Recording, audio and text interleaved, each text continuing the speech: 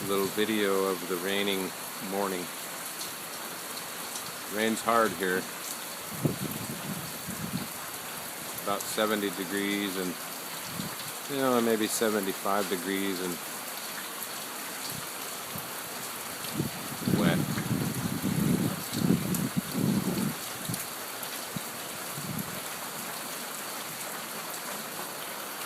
This is over here where the kitchen and the mess hall is. Really nice buildings with bamboo siding, hardwood tongue and groove ceilings. Staff is all really wonderful here. It's a big place. There's about, I don't know, at least 10 rooms, maybe more. Nice grounds. There's the fishing board over here. It shows the guides that we went out with. There's 12 different guide boats.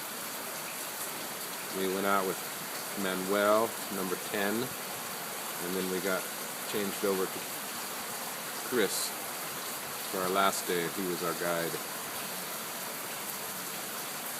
Chris was a better guide than Manuel, but Manuel was more fun to be with.